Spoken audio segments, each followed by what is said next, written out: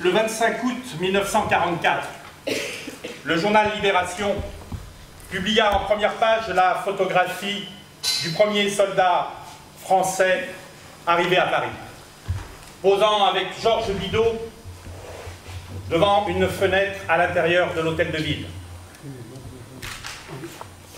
Ce soldat était le lieutenant Amado Granel. Et il apparaissait à la une du journal sous le titre « Ils sont arrivés ». Le 26 août, dans le grand défilé de la victoire, le républicain espagnol, le soldat vaincu de la guerre civile, avançait sur la grande avenue, arborant sur son véhicule près des insignes de la France libre, le drapeau républicain espagnol. Et il recevait les applaudissements enthousiastes de la population parisienne. Le paisible est réservé à Amado Granel, l'homme qui allait terminer le conflit avec 3 citations, une croix de guerre avec palmes et étoiles, et qui allait recevoir la Légion d'honneur appuyée par une superbe déclaration du général Leclerc lui-même. S'il est vrai que Napoléon a créé la Légion d'honneur pour récompenser les braves, nul ne la mérite mieux que vous. Cet homme devait confesser plus tard qu'il avait vécu ces moments avec une grande émotion. La même émotion qu'il éprouva quelques semaines plus tard quand, après les durs combats, en rendant hommage aux camarades morts au combat, devant la tombe du soldat inconnu sous l'Arc de Triomphe, la formule « Mort pour la France » fut remplacée par « Mort pour la liberté », comme l'avaient sollicité les Espagnols. Tout avait commencé au milieu de l'été, des cerveaux de guerriers déchiraient les matins. Séville et Guernica finissaient de saigner, l'Europe des Lumières suivait le lendemain. Avec un chant républicain, l'Espagne enfuit des catacombes, un peu de terre dans les mains, une espérance vagabonde. Avec son casque américain, on l'a pris pour le nouveau monde, portant l'espoir au monde ancien, quand dormaient toutes les colombes. Je suis né à Benaguasil, un village à 20 km de Valence, le 30 août 1917. Mes parents étaient agriculteurs, possédaient des terres. Ils ont grandi à Valence. Ils cultivaient toutes sortes de fruits et de légumes, surtout des oignons et des oranges. On appelait alors la région de Valence le jardin de l'Espagne, parce qu'on y cultivait toutes sortes de fruits, de légumes. Mon père était républicain. Il appartenait à la Confédération nationale du travail, la CNT. Moi, j'étais aux jeunesses libertaires. Manuel Lozano. Mon vrai nom est Manuel Pinto Queiroz Ruiz. Je suis né le 14 avril de 1916 à Jerez de la Frontera.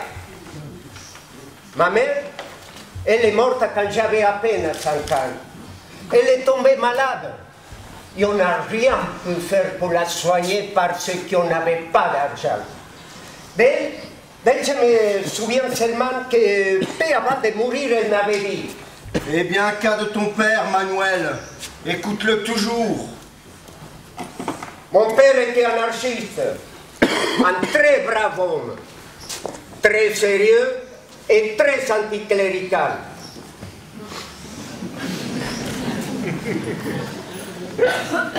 il était garçon de café. Et à cette époque, il avait beaucoup des anarchistes en Andalousie. Manuel Fernandez, dit Belmonte. Je suis né en 1919 à Marientes, à côté de Ibias, un petit village coincé entre les montagnes touchant la Galicie. Un village peuplé de gens qui travaillaient, surtout dans l'agriculture, les mines et l'élevage. Mes parents et nous, 4 enfants, ont travaillé au champ. Ma mère est morte de maladie quand j'étais enfant. Mon père s'était occupé de nous. Il était le pilier de la maison. Rafael Gomez. Je suis né à Almeria. Ma famille était républicaine. Quand la guerre a éclaté, j'avais 16 ans et je me trouvais à Badalona. Mon père était carabinier et j'espérais le devenir aussi. Victor Lantes. Je suis né le 9 février 1919 à La Coruña. Mes parents, galiciens, avaient une auberge en face de la vieille gare de la ville. Il me reste quelques vieux souvenirs de cette première enfance, parce que je crois qu'on était une famille heureuse. Luis Royo. Je suis né dans le cœur historique de Barcelone en 1920. Mon père était cordonnier. Il fabriquait des chaussures sur mesure pour des noces, des communions ou des fêtes. Mes parents étaient aragonais. Ils avaient émigré séparément à Barcelone et s'étaient rencontrés là-bas. Faustino Solana. Je suis né à Santander, dans une famille nombreuse de 7 enfants, 3 garçons et 4 filles. Mon père est parti à Cuba et n'est jamais revenu. Il nous a abandonnés. On avait à peine de quoi vivre. J'ai dû me mettre à travailler très jeune. Depuis tout petit, j'avais décidé d'apprendre le métier de barbier. J'ai été élevé auprès de groupes anarchistes qui m'ont beaucoup aidé. Daniel Hernandez, El Volcan. Ma famille venait d'Almeria. Je suis né le 6 janvier 1924. Mon père était pêcheur. Mais comme il n'y avait pas de travail, il est parti sur un bateau marchand comme mécanicien. La Catalogne était la patrie de l'anarchisme et mon père était anarchiste. Un anarchiste non violent qui me répétait sans cesse que la vie d'un homme n'a pas de prix. Il a eu beaucoup d'influence sur moi, bien que je n'ai jamais été anarchiste. J'ai été interne chez les Salésiens grâce au patron chez qui ma mère travaillait et j'ai pu faire quelques études. Mon père était quelqu'un qui inspirait beaucoup de respect. Dans le village, il était aussi un des rares qui savait lire et écrire. Et souvent, le soir, les hommes venaient à la maison et s'asseyaient dans la cour pour que mon père leur lise le journal. Mes frères et moi, on s'asseyait avec eux. Le journal qu'ils lisaient s'appelait El Heraldo de Madrid. Mon père s'était joint un ami pour le recevoir. Les gens étaient pauvres, et payer à deux était plus facile. Les dimanches, après la messe, ils se réunissaient dans la cour pour parler de tout et de rien. Quelques-uns venaient même des villages environnants. Dans mon village, les gens s'asseyaient devant les portes des maisons pour parler et d'écouter. Tout un pélan et mangeant des figues de barbarie. L'ambiance était très fraternelle. Malgré leur grande pauvreté, les gens s'entraidaient, toujours disposés à donner un coup de main. Il y avait beaucoup de luttes syndicales et très bien organisées. Moi, j'ai travaillé dans les vignes, ensuite dans une distillerie. Très jeune, je suis rentré au syndicat des ouvriers cavistes et dans les jeunesses libertaires. À la maison, on parlait beaucoup politique. Je vivais cette ambiance en toute normalité, sans savoir qu'on était une famille de gauche. Mon père était socialiste. Dans sa jeunesse, il avait été ouvrier. Il avait travaillé dans les mines de fer, dans les provinces basques. Et c'est là qu'il s'était forgé un idéal. Il parlait beaucoup de Pablo Iglesias. À cette époque, les gens se réunissaient pour publier des revues et des journaux. Aller à des conférences, faire du théâtre. Ces gens, ils faisaient des kilomètres et des kilomètres à pied pour aller à donner des cours et animer des discussions dans des fermes où se réunissaient les ouvriers agricoles après une rude journée de travail. Et tout ça, la lueur d'une chandelle. Moi, je savais lire et écrire. Et j'ai appartenu à un de ces groupes qui allaient donner des cours et commenter des textes des écrivains libertaires comme Anselmo Lorenzo. En 1930, comme les choses continuaient à être difficiles, toute la famille avait émigré à Alger. On s'était installé dans le quartier de la Marine, où on a vécu dans de grandes difficultés et une grande misère. Un an plus tard, on s'installait à Oran, où travaillait un frère de mon père, également pêcheur. On est arrivé là-bas sans rien. Et on essayait de gagner notre vie en pêchant clandestinement. On n'a reçu aucune aide. Ni les Espagnols, ni les Français d'origine espagnole ne voulaient entendre parler de nous.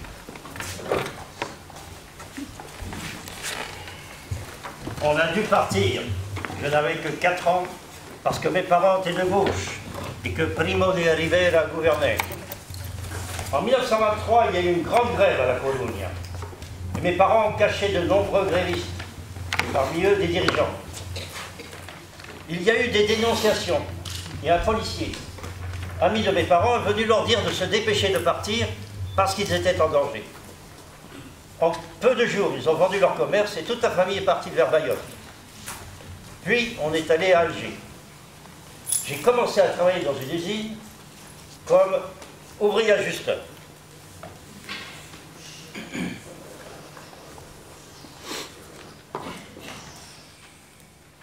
Daniel, c'était ton cas. Mon père était un de ces pêcheurs andalous qui croyaient en la Vierge du Carmel et qui ne coupaient jamais le pain sans l'avoir d'abord signé d'une croix. Mais en même temps, il avait des idées républicaines. C'était un homme qui savait lire. Et comment? Et comme il y en avait peu qui lisaient, il en réunissait quelques-uns devant la porte de la maison. Et à la lumière d'une bougie ou d'un quinquet, autour d'une cruche de vin et d'un peu de poisson salé, il leur lisait le journal en racontant et commentant ce qui se passait dans le monde. Quand la République a commencé, est arrivée, j'étais un enfant, mais j'ai compris que quelque chose d'important venait de se produire. Ce jour-là, il y a eu une grande fête au village. Mis à part le curé et 3 ou 4 autres, tout le village l'a célébré. Peu de temps après, les instituteurs sont arrivés et ont ouvert des écoles. Les gens ont commencé à parler différemment, ils discutaient beaucoup, ils étaient plus heureux. Même le curé venait discuter politique avec mon père. Il y avait beaucoup de solidarité entre les gens du village. Au fond, je crois que l'erreur de la République espagnole était d'être trop en avance. On a vite voté des lois qui n'existaient nulle part en Europe. L'une d'elles a été la réforme agraire. Ouais. Alors que par exemple, l'Andalousie appartenait encore à 3 ou 4 grands propriétaires terriens. La République a donné le droit de vote aux femmes, promulgué une loi sur l'avortement, une loi sur l'enseignement dans les collèges, fait une réforme militaire. La République espagnole a été la première à accorder une semaine de vacances pour les mineurs. Et une semaine payée par les compagnies minières. On a fait ce que j'appelle une révolution sociale. Negras tormentas agitan los aires, nubes oscuras nos impiden ver, aunque nos espere el dolor y la muerte, contra el enemigo nos llama el deber. El bien más preciado es la libertad, hay que defenderla con fe y valor, alza la bandera revolucionaria, llevar al pueblo a la emancipación. Alza la bandera revolucionaria, que llevar al pueblo a la emancipación. En pie, pueblo obrero, a la batalla, hay que derrocar a la reacción. A las barricadas, por el triunfo de la Confederación. A las barricadas, por el triunfo de la Confederación. Aucun pays d'Europe n'avait été capable de prendre ces mesures. Et il craignait la mise en route de révolutions. Il y avait aussi l'Église qui avait un point très important. Elle ne pouvait accepter tout ça. Quand la République est arrivée, j'avais 14 ans. La majorité des gens du peuple l'a reçue avec une grande joie. Dans toute l'Espagne, il y avait une grande émotion. Dans le village, on a ouvert tout de suite plusieurs écoles, très modernes, où on enseignait même l'espéranto, la langue internationale. En Espagne, la République a fait de nombreuses et importantes choses pour la population. C'est pour ça qu'on l'a attaquée et qu'on a voulu la faire disparaître. Quand est arrivée la République, ça a été le jour le plus heureux de ma vie. Une des premières choses qu'on ait faites, c'est d'aller à la prison pour libérer les prisonniers. J'avais 16 ans. Ils ont ouvert les portes, on est entré. Ils sont sortis, c'était une véritable fête. Beaucoup ont disparu ensuite à la guerre, parce que la guerre civile a été une chose terrible. Quand la guerre civile a éclaté, j'ai tout laissé tomber. Et je suis parti pour m'engager dans le front, pour pouvoir... Je me suis engagé dans l'armée républicaine, dans la colonne d'Urruti. À cette époque,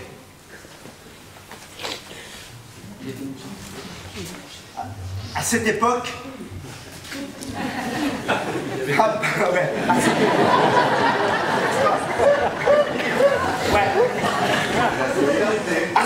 il n'y avait pas de communisme en Espagne. Et ceux qui disent le contraire mentent. J'ai fait toute la guerre avec les anarchistes. J'ai défendu Barcelone. J'ai défendu Madrid. Et quand Urruti a été tué, j'étais là, combattant. J'ai même été blessé à Monténégro. J'ai dû me rendre à Pamplune. Et c'est là que la guerre m'a pris. J'ai ensuite demandé d'aller au front, en tant que barbier. Et je suis parti avec les anarchistes. Peu après, j'ai été blessé à la jambe. Et on m'a transporté à l'hôpital. Le médecin qui me soignait voulait me couper la jambe. J'ai refusé. Il a insisté en me disant que la balle était dedans. J'ai rétorqué que la balle était sortie. Comme il insistait, j'ai sorti mon pistolet, je l'ai visé et il a assuré de nouveau que la balle était sortie. On ne m'a pas coupé la jambe. J'ai fait la guerre à Teruel, à Lleida et dans la région de l'Èbre. La bataille la plus dure a été celle de l'Èbre.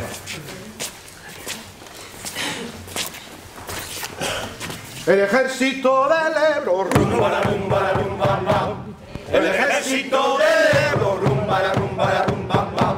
Una noche el río pasó, ay Carmela, ay Carmela. Una noche el río pasó, ay Carmela, ay Carmela. Y a las tropas invasoras, rumba la rumba la rumba bam. Y a las tropas invasoras, rumba la rumba la rumba bam. Buena paliza le dio, ay Carmela, ay Carmela. Buena paliza le dio, ay Carmela, ay Carmela. On n'arrêtait pas de construire des ponts, et à chaque fois l'aviation venait et détruisait. Le fleuve a emporté beaucoup de corps vers la mer. Parce que je savais lire et écrire, on m'a tout de suite nommé caporal. J'étais de l'offensive Balaguer qui a été un échec parce qu'on ne pouvait se battre avec un balai contre un canon. Ça a toujours été comme ça dans le camp républicain. Dans de nombreuses batailles, on a combattu en jetant des pierres et des grenades. J'ai participé à la bataille de l'Èbre et j'ai vu beaucoup de morts, beaucoup de blessés graves, quelques-uns sans jambes, sans bras. C'était très dur de ne rien pouvoir faire pour eux. J'ai été nommé ensuite dans le service d'information spéciale. On était toujours par deux et le travail consistait à s'approcher des tranchées pour les traverser, pour savoir où se trouvaient les positions ennemies et donner l'information. Il fallait tout faire à pied, sous les bombes de l'aviation franquiste, avec juste un arrangero et un chargeur de 20 balles pour deux. Si les Allemands ne les avaient pas aidés, Franco et ses comparses n'auraient pas gagné la guerre. On était nombreux à défendre la République et on était forts. Mais l'armement nous a manqué. Quand la guerre a éclaté, les bassins miniers se sont soulevés tout de suite. Et notre région était rapidement envahie par les franquistes. Mon frère aîné était dans les premiers à s'enrôler dans les troupes républicaines, comme la plupart des gens du village. Mon autre frère faisait son service militaire, il n'avait pu quitter les camps nationalistes. Une fois, ils ont combattu l'un contre l'autre sans s'y apercevoir. Je suis resté à la maison avec mon père. Mais quand les phalangistes sont arrivés, mon père était arrêté 2 ou 3 fois. Et quand il revenait, il avait les dos noirs des coups qu'il avait donnés. La situation est devenue tellement horrible qu'on s'est organisé pour partir. Mon père était républicain et très au courant de tout ce qui se passait en Espagne. On suivait de près la situation et je sais que mon père envoyait même de l'argent. J'appartenais aux jeunesses du Parti communiste.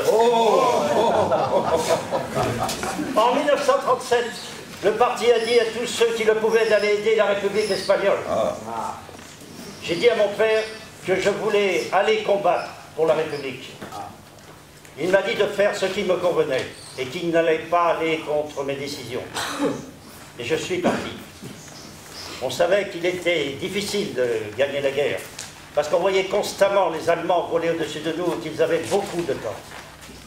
Nous, on avait quelques fusils, 1 ou 2 mortiers, et on n'a pas arrêté de se battre. On s'est battu tout le temps, jusqu'à la fin. Devant l'avancée des fascistes, on a dû partir sur un cargo vers Bordeaux. Mais on est revenu en Espagne. On est allé à Barcelone, et de là vers le front. La deuxième fois qu'il a fallu m'échapper vers la France, la République commençait à tomber. Je suis encore revenu en Espagne pour continuer la lutte. Mais peu après, j'ai dû ressortir. Cette fois, par la montagne.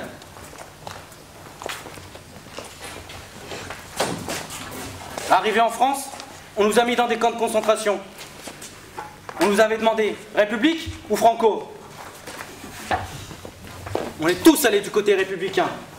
J'étais encore à l'école des carabiniers quand ma classe a été appelée sous les drapeaux. J'ai été affecté en tant que carabinier et cycliste au ministère des Finances. J'y ai passé 9 mois, jusqu'à qu'on sorte pour fuir vers la frontière. On a passé la frontière dans des camions après avoir remis nos armes à l'entrée.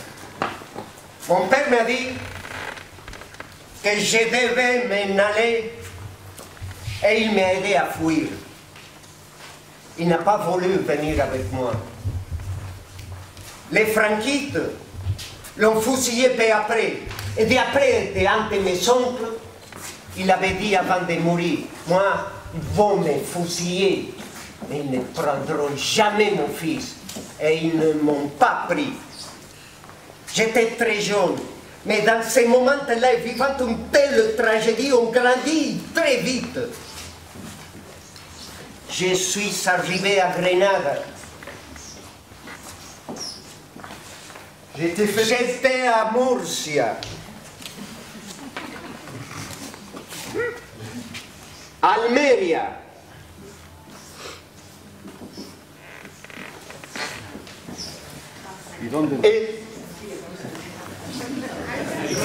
Et Alicante.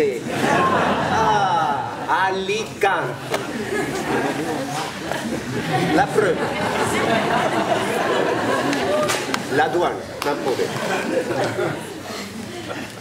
Et de là, je suis parti à l'Afrique du Nord, sur un bateau de pêche appelé la Joven Maria. Il nous a menés jusqu'en Algérie.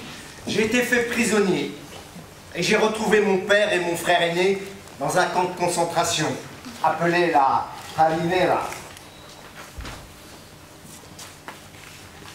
Ce camp était dirigé par les Allemands. Mon père est tombé malade et a été amené à l'hôpital. Pour réussir à le voir, je me suis fait passer pour malade.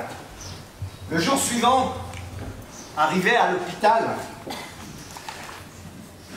un ami s'est approché de moi et d'une façon très bizarre m'a dit « Même si tu es malade, ne reste pas à l'hôpital. » Et il a ajouté rapidement « Ton père est mort. » J'ai appris par la suite que la nuit d'avant, dans la salle où était mort mon père, était passée une nonne et 2 médecins allemands qui lui avaient fait une injection. On a été fait prisonnier par une compagnie de Galiciens. Ils nous ont plaqués contre un mur, nous ont gardés là toute la journée et toute la nuit, sans bouger. Le jour suivant, ils nous ont amenés à pied à Saragosse. Ensuite, ils nous ont envoyés à Santander, en wagon à bestiaux. Moi, on m'a envoyé aux Escolapios, des Bilbao, où il y avait 5000 prisonniers.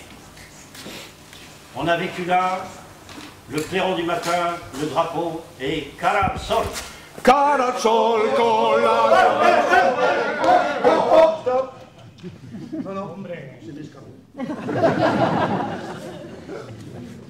On m'a emmené au camp de concentration de San Marcos, à Léon.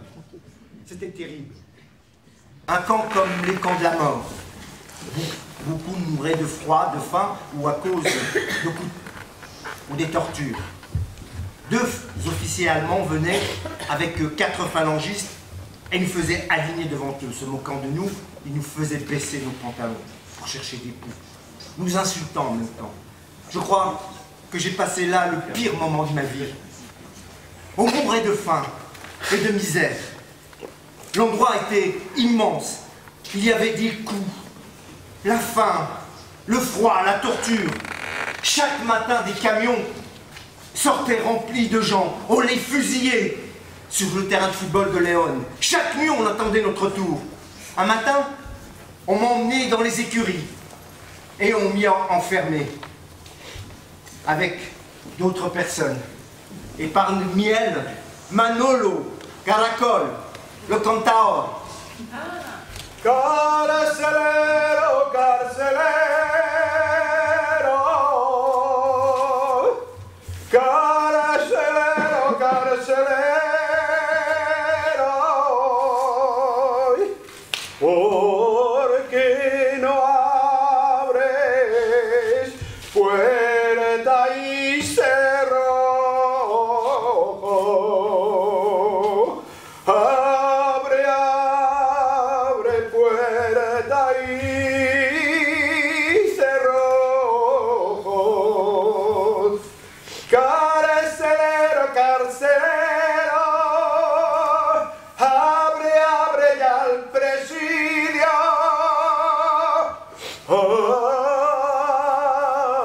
Abre puerta y cerrojo.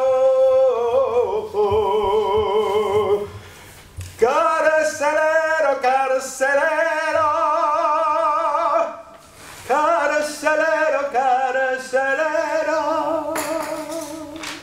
Je suis resté là, jusqu'à ce qu'on vienne me chercher de nouveau pour m'emmener à Carbonera, un endroit terrible, dont il se disait que personne ne sortait vivant. C'était un endroit sombre, où on m'a poussé comme si j'étais un sac de patates. Quand j'ai pu réagir, j'ai vu là 4 hommes, roués de coups. Ils avaient les côtes brisées, saignaient de partout et ne pouvaient pas se tenir debout. J'ai pris ma serviette de toilette et j'ai commencé à les essuyer, leur donner de l'eau. Je ne savais pas comment les aider. La porte s'est ouverte et on a jeté un autre homme totalement disloqué. C'était un Andalou. On ne savait pas par quelle boule prendre, il était brisé. Il sortait de la torture. Il pouvait à peine parler, ses dents tombaient, il ne pouvait pas boire. 2 jours plus tard, on m'a retiré de là et remis dans mes écuries du château. J'ai passé la frontière le 2 février 1939. L'aviation allemande et l'aviation franquiste nous ont bombardés sur le chemin jusqu'au bout.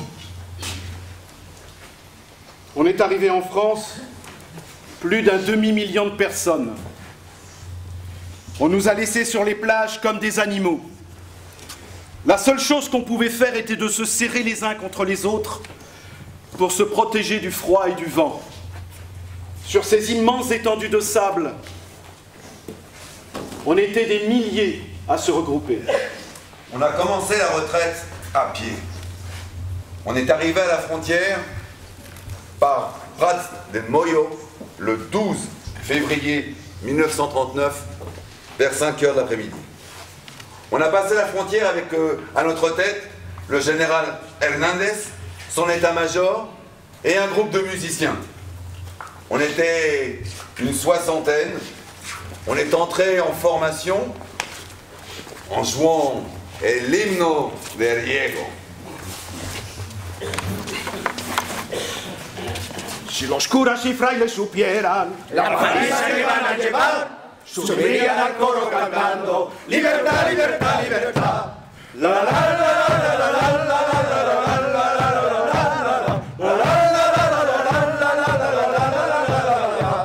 Si los curas y frailes supieran la paliza que van a llevar, subirían al coro cantando libertad, libertad, libertad.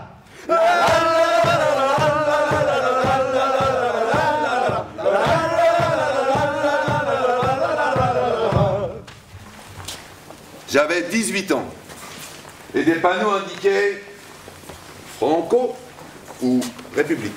J'en ai vu qu'un seul qui préférait aller avec Franco. Tous les autres ont choisi la République. On nous a emmenés dans un pré. Là, il n'y avait rien pour s'abriter.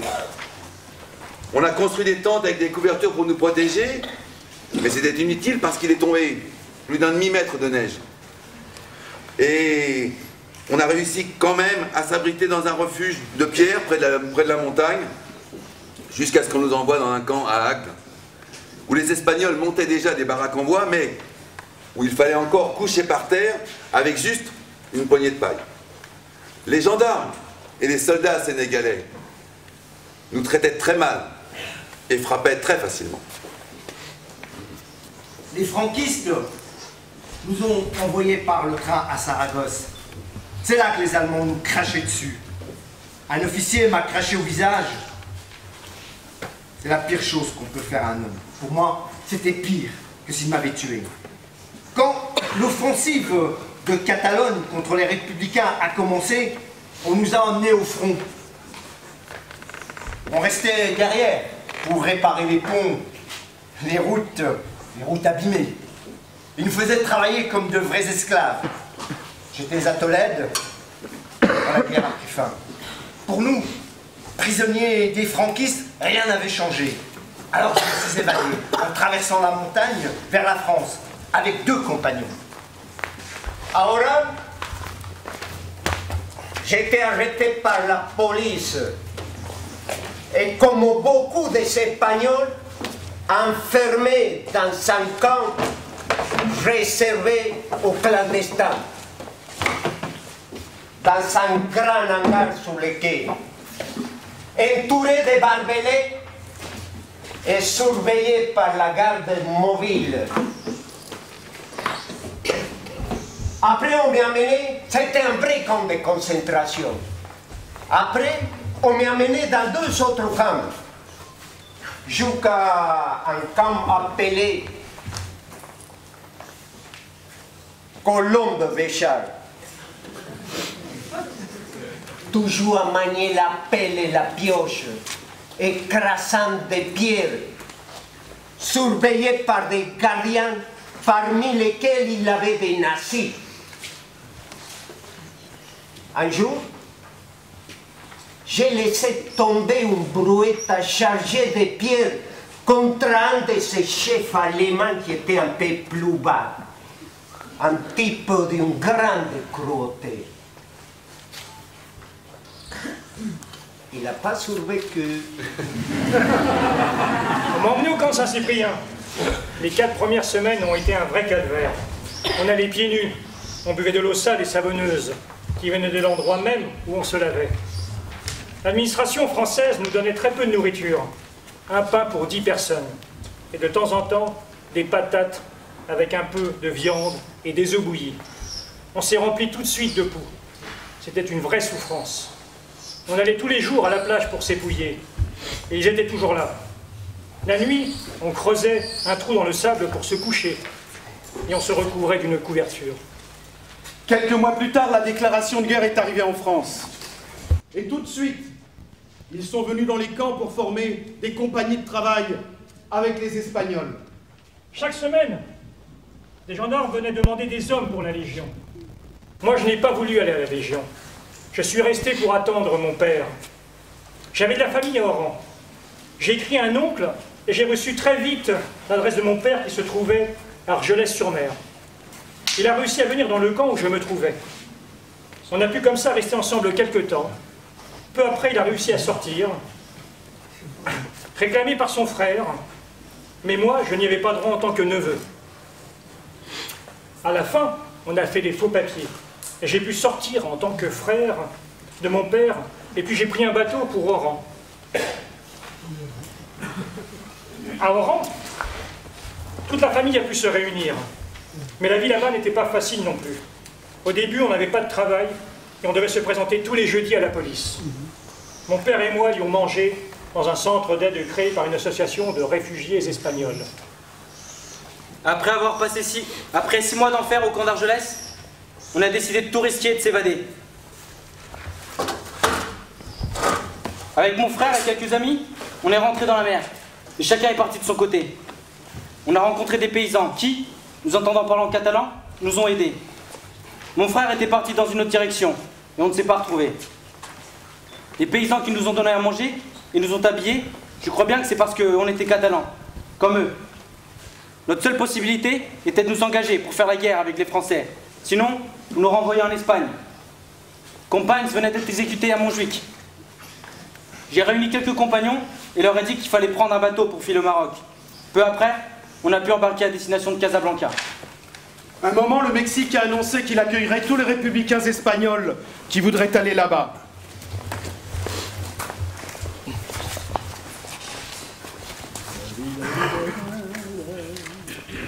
Con la barba de Carranza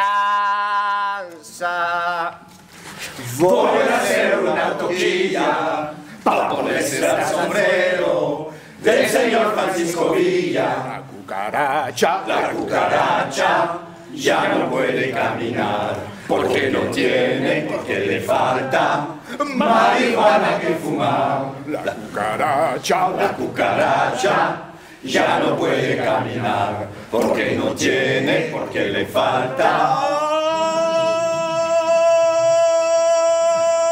marihuana que fumar.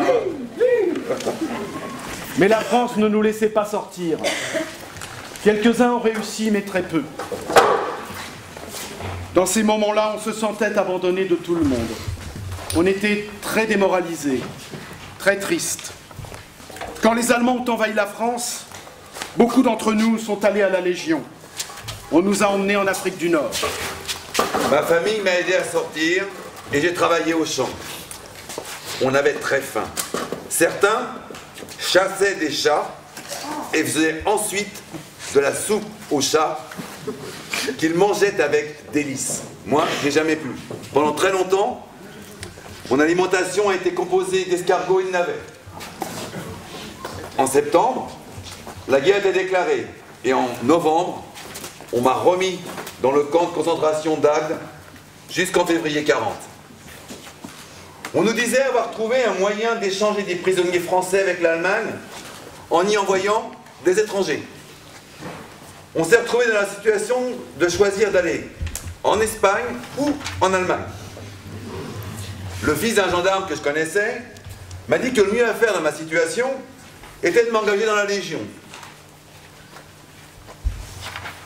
Alors, sous le nom de Durand-Dupont, je suis arrivé à Oran, où on est resté quelques jours, puis à Sidi Bel Abbès, où se trouvait le quartier général de la Légion. Et là, il y avait des Espagnols dans tous les coins. Arrivés à Casablanca, les autorités françaises nous ont obligés à nous engager dans la Légion. On l'a accepté comme un moindre mal, puisque, en fin de compte, à ce moment-là, les Français étaient ennemis des Allemands, comme nous. En juin 1939, j'ai été enrôlé de force dans l'armée nationaliste. On était des prisonniers dans des bataillons de travail. quand j'ai terminé mon service militaire, on a appris que les Américains avaient débarqué en Afrique du Nord. En Espagne, on a appelé tous les réservistes, immédiatement. J'ai été envoyé dans l'artillerie. Grâce à des amis, j'ai pu embarquer sur un bateau et arriver en Afrique du Nord. La police française m'a tout de suite arrêté et envoyé à la prison d'Oujda. Et au bout de 2 semaines, on m'a dit « Bon, tu t'engages à la Légion, on te renvoie en Espagne. » J'ai dit que je ne voulais pas de la Légion, mais que je voulais aller au corps franc d'Afrique. On m'a tout de suite mis dans une voiture avec 3 autres types et pris la direction de la frontière. Je ne les croyais pas, mais arrivé au poste de frontière, je n'ai plus hésité. J'ai dit que j'allais dans la Légion. Si on m'avait remis à l'Espagne, je suis sûr qu'on m'y aurait fusillé. On s'est engagé dans la Légion, avec un contrat pour la durée de la guerre. Ceux qui s'y collaient pour 5 ans étaient envoyés en Afrique. Mais nous, on restait en France. J'étais convaincu qu'on allait manger tout cru des Allemands. Cette nuit-là, on a déjà dormi dans la caserne de Bayonne. De là, on nous a envoyés dans un camp près de Lyon pour y faire notre instruction et nous préparer. La plupart d'entre nous étaient espagnols ou belges. Plus tard, les Allemands approchaient, alors on nous a emmenés vers l'arrière, vers Marseille. Arrivés à Aix-en-Provence, on nous a mis dans une caserne et là, on nous a appris que l'armistice venait d'être signé et que le maréchal Pétain était celui qui maintenant allait diriger le destin de la France. Ils nous ont donc désarmés et ils ont transformé la compagnie de légionnaires en compagnie de travailleurs. En réalité, ce qu'ils avaient prévu, c'était de nous emmener travailler en Allemagne. Pour rien au monde, je ne voulais aller en Allemagne. On ne pouvait échapper à cette situation qu'en signant pour 5 ans à la Légion, les légions étrangères. On nous a envoyés à Oran. J'y suis allé. Sur le bateau qui nous amenait, il y avait beaucoup de légionnaires espagnols. J'en ai connu beaucoup qui ensuite allaient faire partie de la Nueve. Yeah. En Afrique, il y avait beaucoup d'Espagnols. Tous ceux qui avaient pu s'échapper des côtes du Sud. Les Français ont envoyé la plupart d'entre eux travailler dans des camps du désert comme Boualfa, poser les rails du Transsaharien, un train qui devait traverser le désert. Là-bas a travaillé Ricardo Sanz, celui qui avait remplacé Durruti à Madrid. Je le connaissais bien. On n'est pas resté très longtemps dans les casernes de la Légion. Très vite, on nous a emmenés faire la guerre en Tunisie, une guerre contre Rommel. L'instruction terminée, on m'a affecté aux cuisines. De ce poste, je voyais arriver tous les Espagnols enrôlés dans la Légion.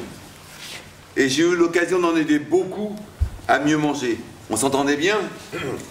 On avait pas mal souffert pendant la guerre civile et dans les camps de concentration. Et tout ça nous incitait à prendre la vie du bon côté. Chaque jour, les exercices d'instruction terminés, on revenait en chantant. Ah, on chantait des chansons anarchistes et communistes de l'armée populaire, comme Joven Guardia, Negras Tormentas, ou Si me quieres escribir. Si me quieres escribir, ya sabes mi paradero. Si me quieres escribir, ya sabes mi paradero. Tercera brigada mixta, primera línea de fuego. Tercera brigada mixta, primera línea de fuego. En el Ebro se han hundido las banderas italianas. En el Ebro se han hundido las banderas italianas. Y en los puentes solo ondean las que son republicanas. Y en los puentes solo ondean las que son republicanas. À Oran, la Légion était pleine de réfugiés.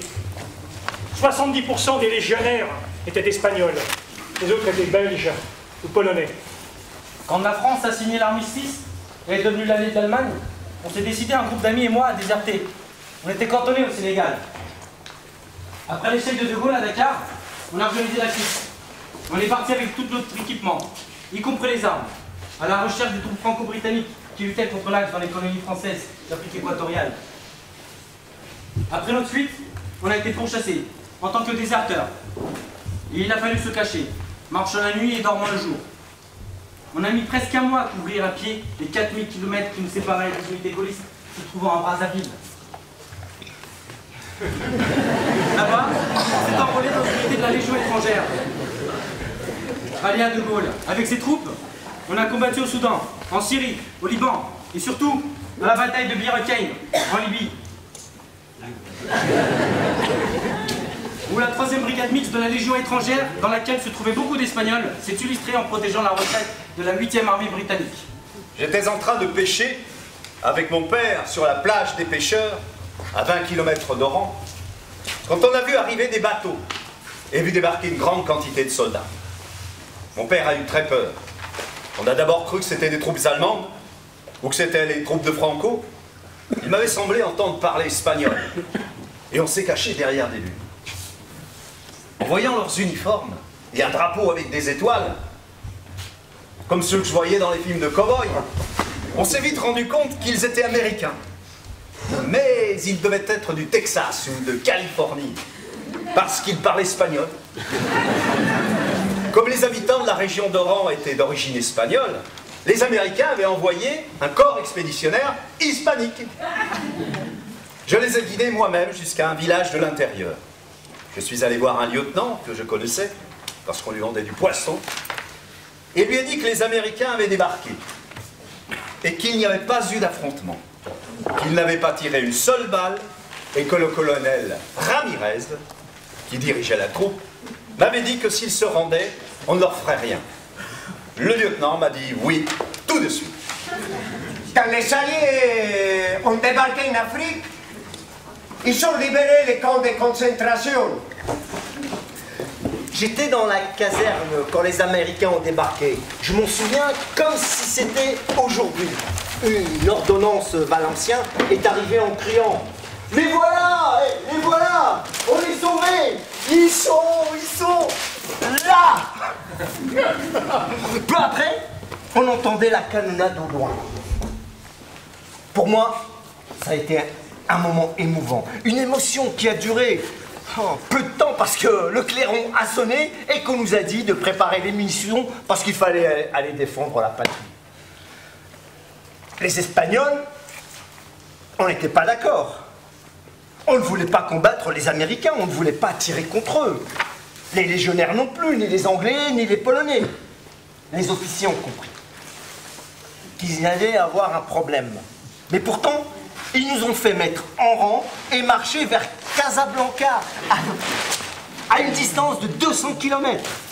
On a commencé à voir des groupes qui se réunissaient et refusaient d'obéir aux ordres des officiers.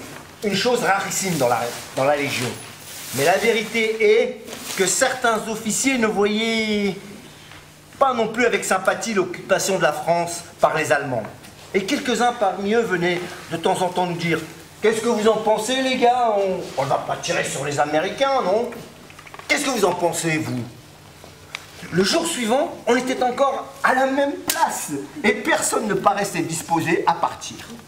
Peu après est arrivée la nouvelle de l'armistice et de la fin des affrontements contre les Américains. J'étais à Fès quand on a annoncé le débarquement américain. C'était un dimanche et l'alerte a sonné à 4 h du matin.